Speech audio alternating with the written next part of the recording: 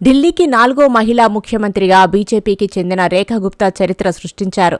బీజేపీకే చెందిన fire brand senior politician Sushma Swaraj Delhi తొలి ladies సీఎంగా పనిచేశారు. 1977లో జనతా పార్టీ తరపున హర్యానా విధానసభ సభ్యురాలిగా ఎన్నికైన సుష్మా స్వరాజ్ 1982 వరకు ఆ పదవిని నిర్వహించి మళ్లీ 1987లో రెండోసారి బీజేపీ నుంచి హర్యానా విధానసభకు ఎన్నికయ్యారు. హర్యానా కేబినెట్ మంత్రిగా 2 సార్లు బాధ్యతలు నిర్వర్తించిన సుష్మా బీజేపీ తరపున 1990లో రాజ్యసభకు ఎన్నికై జాతీయ రాజకీయాల్లో ప్రవేశించారు. 1996లో ఈమె దక్షిణ ఢిల్లీ లోక్సభ నియోజకవర్గం నుండి 11వ లోక్సభకు ఎన్నికయ్యారు. 1996లో 13 రోజులు అటల్ బిహారీ వాజ్పేయి ప్రభుత్వంలో సమాచార ప్రసార శాఖ కేబినెట్ మంత్రిగా బాధ్యతలు నిర్వహించారు. 1998లో వచ్చిన మధ్యంతర ఎన్నికల్లో దక్షిణ ఢిల్లీ నియోజకవర్గం నుంచి తిరిగి గెలిచి వాజ్పేయి రెండో మంత్రివర్గంలో మళ్లీ అదే శాఖను చేపట్టారు. ఫైర్ బ్రాండ్గా జాతీయ ఇమేజ్ సొంతం చేసుకున్న కేంద్ర మంత్రి సుష్మాను బీజేపీ అధిష్టానం ఢిల్లీ ముఖ్యమంత్రిగా పంపింది.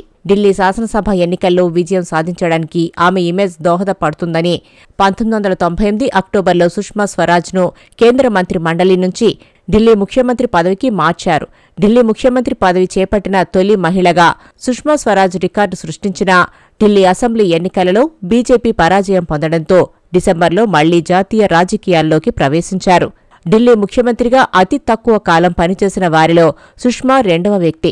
ఆమె 57 రోజులు మాత్రమే హస్తిన ముఖ్యమంత్రిగా ఉన్నప్పటికీ పాలనలో తనదైన బ్రాండ్ వేయగలిగారు. సుష్మా స్వరాజ్ తర్వాత ఢిల్లీకి రెండో మహిళా ముఖ్యమంత్రిగా బాధ్యతలు చేపట్టిన షీలా దీక్షిత్ దీర్ఘకాలం ఆ పదవిలో కొనసాగారు. 1999 నుంచి 2013 వరకు వరుసగా 15 సంవత్సరాలు ఆమె సీఎంగా ఉండి రికార్డులకెక్కారు. ఢిల్లీలో కాంగ్రెస్ను వరుసగా 3 సార్లు విజయపథంలో నడిపారు. ఇక ఆ తర్వాత ఆప్ శాఖ ముగిసి తిరిగి బీజేపీ అధికారంలోకి వచ్చింది.